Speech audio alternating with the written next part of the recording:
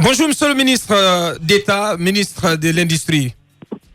Bonjour. Bienvenue dans notre émission. Alors, ce drame qui s'est produit hier dans une unité industrielle à Dubreka, dans la zone industrielle de Kagbele, je pense que vous l'avez suivi, vous avez suivi cette actualité.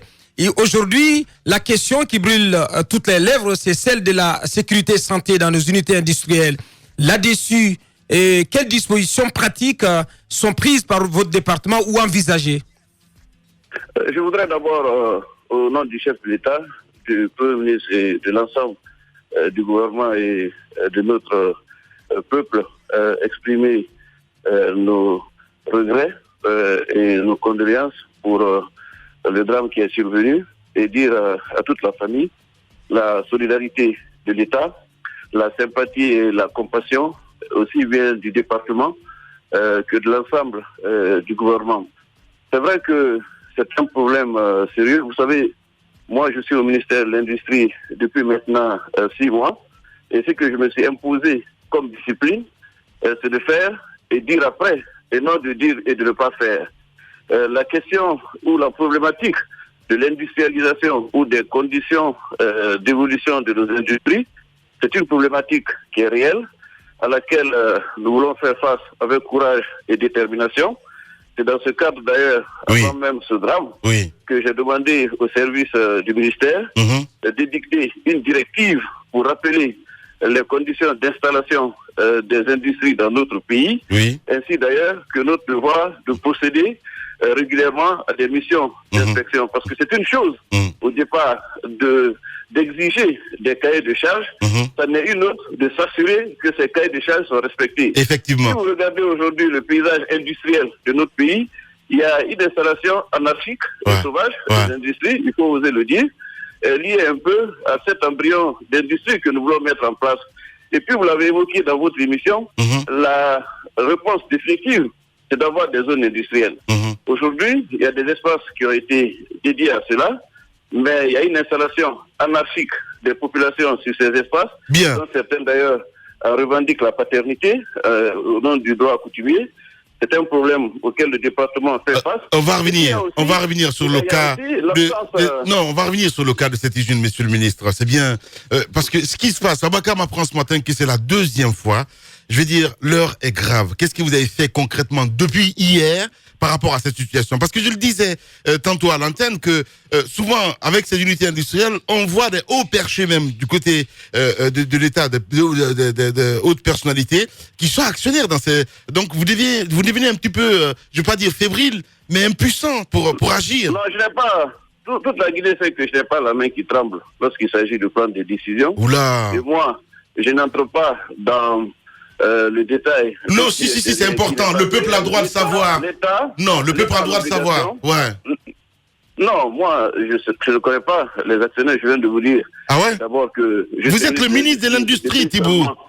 Non, attendez, s'il vous plaît. Mais attendez. Le ministre de l'Industrie n'a pas pour vocation à aller dans les sociétés pour en connaître l'actionnariat. C'est de veiller à ce que... Oui, mais c'est quand même surprenant. C'est quand même surprenant que depuis hier, monsieur le ministre, que vous ne soyez pas à mesure de savoir qui sont les actionnaires de cette unité industrielle. Il y a quand même un drame au sein de cette grande gueule. Que savez-vous de cette usine UDAV multiservice ou multi-industrie? C'est une usine qui est dans le répertoire des usines du pays, comme le ministère de l'Industrie. Naturellement, on connaît un fichier exhaustif. Nous savons tout ce qu'il y a comme unité industrielle. Nous connaissons ceux qui en sont les responsables. Mais je pense qu'aujourd'hui, le débat, c'est par rapport, vous l'avez dit, à l'installation des industries dans d'autres pays, conditions de confiance, de sécurité, qui permettent à ces industries de faire leurs... Monsieur le ministre, c'est quand même un peu décevant ce que vous êtes en train de dire. Il y a eu accident il y a eu drame. Dans ce drame-là, il y a eu 2 morts. Et ce n'est pas la première fois, on vous le dit très bien. Je pense que le b.a.-ba, c'est qu'aujourd'hui, que vous soyez informés de plus en plus, que vous ayez de plus d'informations sur non seulement les activités de cette industrie-là, parce qu'on nous apprend que au-delà du fer à béton, ils font le gaz, ce qui ne devait pas être le cas. Et puis, c'est aussi important pour vous de connaître qui sont derrière cette usine-là pour pouvoir prendre des mesures de sanction, puisque mesures de sanction s'imposent en cas pareil. Monsieur Obi, Je pense que la question que soulève le drame, c'est de savoir dans quelles conditions et circonstances ce drame est arrivé et qu'est-ce que l'État doit faire pour non seulement que ce genre de drame ne se reproduise pas, mais pour s'assurer d'une manière générale que les industries qui s'installent dans notre pays respectent les cahiers des charges liés à cela. Regardez aujourd'hui le paysage. Mais tout cela suppose que vous ayez des informations très précises. Monsieur le ministre. Ouais. Mais écoutez, encore une fois de plus, en tant que ministre de l'Industrie, il est évident que je connais le fichier des industries dans notre pays. J'en connais également les responsables. Mais lorsque vous voulez parler d'actionnariat, mais enfin, quand même, c'est une question qui n'est pas facile à aborder dans la mesure où vous savez qu'il y a même des porteurs d'action. Oui. Il y a des porteurs d'action. Oui. Il y a des gens dont l'identité, même si les soupçons derrière n'est pas clairement révélé, vous savez quand même comment notre époque fonctionne. Oui. Moi, en tant que ministre, je ne suis pas engagé dans du voyeurisme ou dans une chasse aux sorcières ou l'inquisition. Ce qui m'intéresse ici, c'est de savoir est-ce que les conditions dans lesquelles les industries sont installées dans notre pays le cas même que toi, Roby, qui parle autant, peut-être même que tu es actionnaire ou dans une industrie ou dans une autre société, est-ce qu'on le sait? Moi, je pense que ce n'est pas le débat ce matin. Peut-être que lorsqu'on parlera du climat général, de l'installation des industries, même des entreprises dans notre pays, du lien même entre des hauts responsables de l'État et certaines sociétés qui existent, parce que nous sommes quand même dans une société de transparence. Rien ne peut plus se cacher dans ce pays. Vous-même, Thibault, vous avez des pistes de réflexion. Et ben voilà. Vous pouvez aider à la moralisation de la vie publique en général. Moi, je suis partisan de cela. Mais aujourd'hui, il y a eu un drame. Il y a eu un drame. Justement. Nous devons respecter la mémoire de nos concitoyens, comme on le dit. Évitons la banalisation de la vie dans notre pays. Mais c'est pour ça qu'on vous appelle ce matin, monsieur le ministre. C'est important. Chaque fois qu'un Guinéen meurt, surtout dans des conditions comme celle-là, notre conscience individuelle et collective est interpellée et notre responsabilité en tant qu'État est engagée. Bien. C'est ça qu'il s'agit. Voilà, le ministre Thibault Camara en direct ce matin chez les GG. Moussa Moïsi là. Monsieur le ministre, ce qui m'importe, c'est de savoir, après constat, quelles sont les mesures que votre ministère va prendre afin de préserver les autres vies. Parce que les vies déjà arrachées, on ne peut plus les ramener. Mais au moins, qu'est-ce qui va être fait? Qu'est-ce qui sera fait concrètement sur le terrain, monsieur le ministre, afin qu'on puisse éviter ce genre de drame au sein de nos différentes unités industrielles, pour la plupart qui ne répondent à aucune norme? D'abord, il faut savoir que partout, malheureusement, où il y a une unité industrielle, où il y a une activité industrielle, il n'y a pas de risque zéro. Cela est clair. Vous le voyez partout. Des accidents et des drames surviennent sur les sites industriels. Ce n'est pas une excuse, mais c'est de dire quand même que malgré tout, tout ce qu'on peut prendre comme précaution, le risque n'est pas zéro. Cependant, ce que l'État peut faire et que nous nous attelons sans bruit, sans tambour ni trompette à faire, c'est de mettre de l'ordre dans le secteur. Aujourd'hui, quand vous voyez l'installation anarchique des industries, parce qu'il faut le dire, nous sommes un des rares pays où les industries existent encore dans les agglomérations, où nous voyons des industries plantées au cœur de l'agglomération urbaine, ne respectant pas les conditions de sécurité, d'environnement. Cela est un défi énorme pour le ministère. C'est pourquoi je dis qu'il ne faut pas réagir au cas par cas.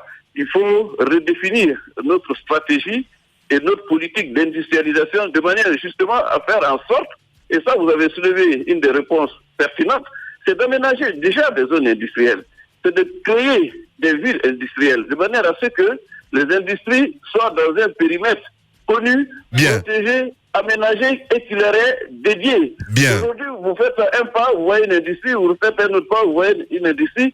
Il faut que l'État se donne les moyens d'aménager des espaces dédiés en même temps, de manière à les éloigner. En même temps, monsieur le ministre, l'État, c'est vous.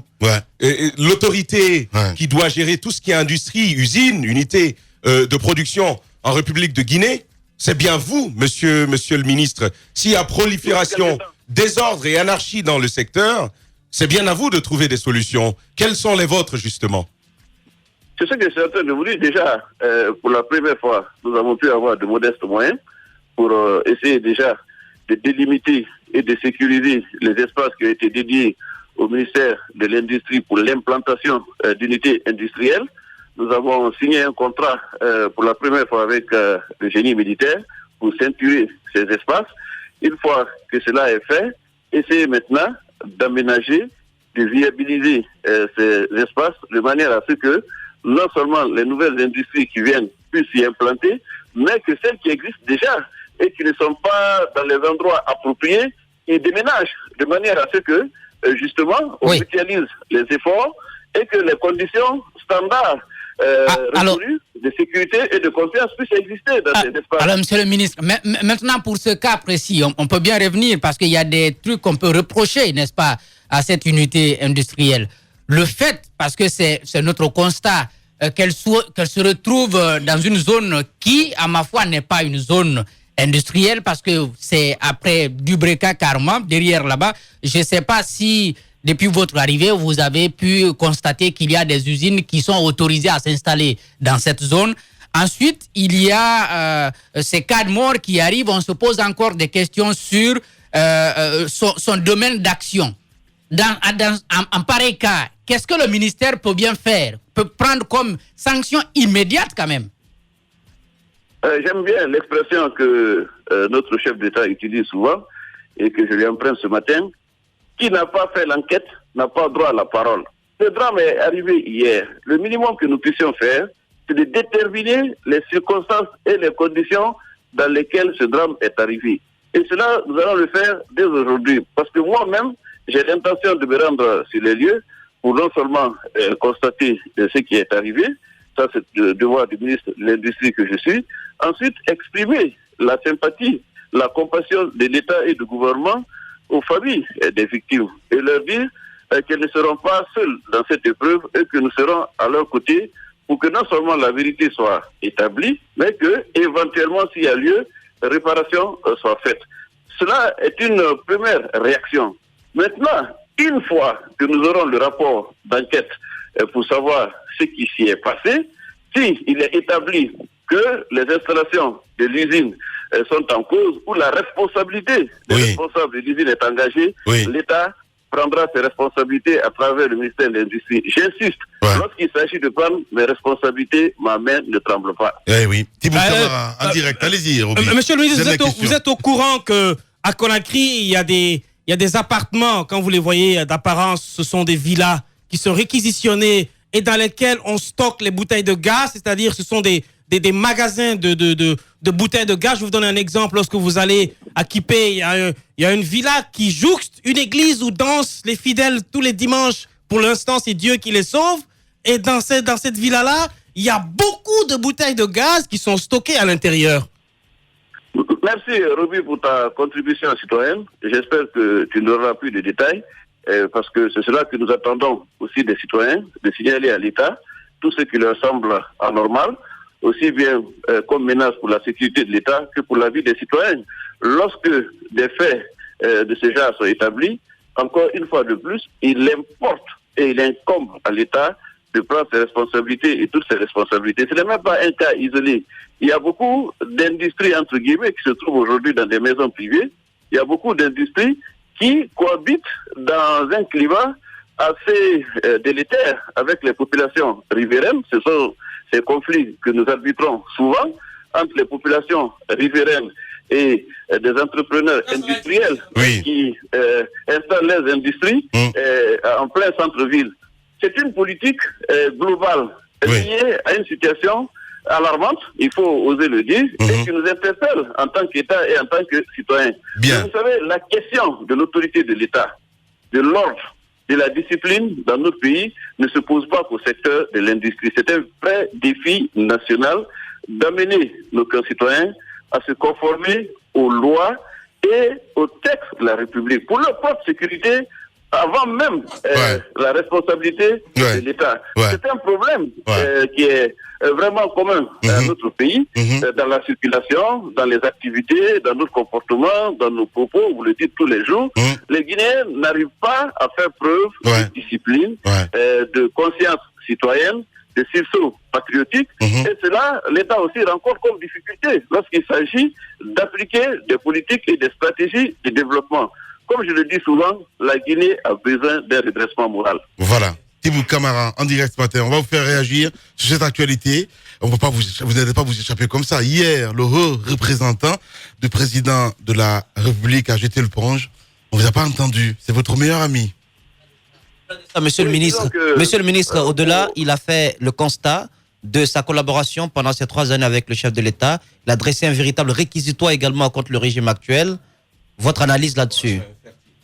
D'abord, je dois dire aussi bien le drame que la démission de M. Sidia Touré de ses fonctions de haut représentant.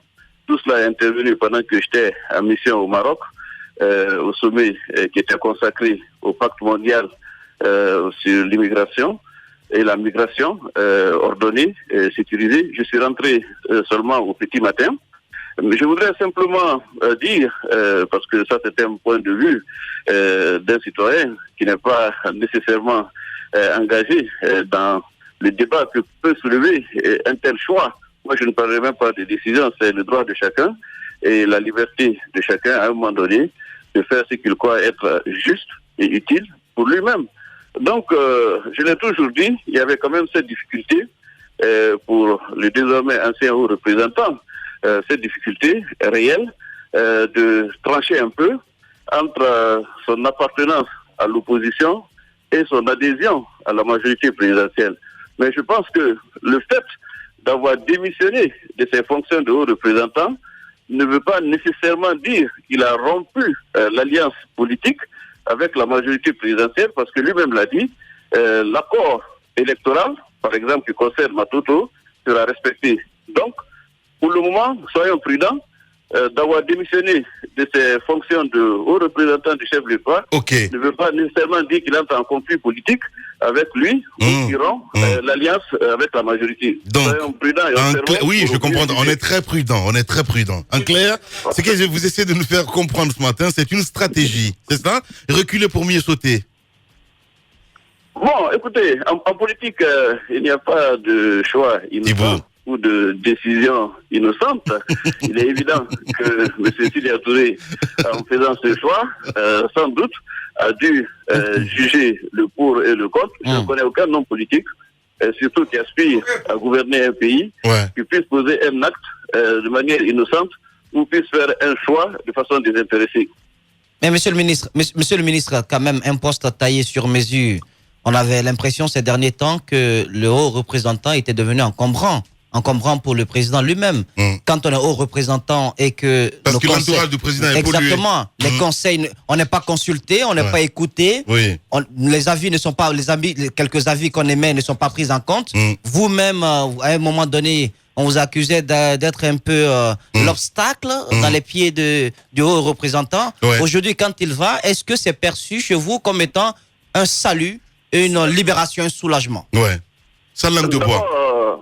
D'abord, dans mes fonctions et dans celle qui était celle de M. Sidia Touré, je ne vois pas de lien qui justifierait que je sois un handicap ou une menace pour lui. Chacun était dans son couloir, pour ainsi dire, et avait une relation avec le président qui lui permettait de s'épanouir, je le souhaite. Je pense que M. Sidia Touré et moi n'avions pas le même rôle et on n'était pas à la même place. Pour dire qu'il y a un choc possible ou un conflit lié aux attributions de l'un et de l'autre. Et puis, peut-être je vais vous faire une confidence ce matin. Ces derniers temps, mes relations avec lui se sont considérablement améliorées, comme avec la plupart des acteurs qui sont au sein de la majorité et de la galaxie présidentielle. Parce que vous savez, moi j'ai un principe qui est simple. Lorsqu'on appartient au même camp, ou qu'on a choisi de soutenir le même homme, il y a un minimum de devoir, de solidarité et de loyauté des uns envers les autres. Donc je pense que c'est toujours regrettable que quelqu'un quitte une famille politique.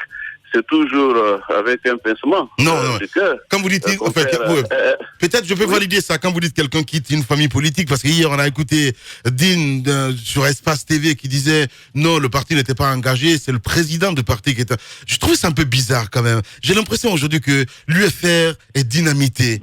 disons les choses. Je le dis et voilà, sans ambiguïté. Parce qu'au même moment, l'ancien haut représentant s'en va en laissant au sein du système son secrétaire général en la personne de Baïdi Haribo. Ouais, qu'on a vu hier à la primature avec le gouverneur, tous les deux autour du Premier ministre, comme une sorte de réponse de pied de nez à cette démission. Justement.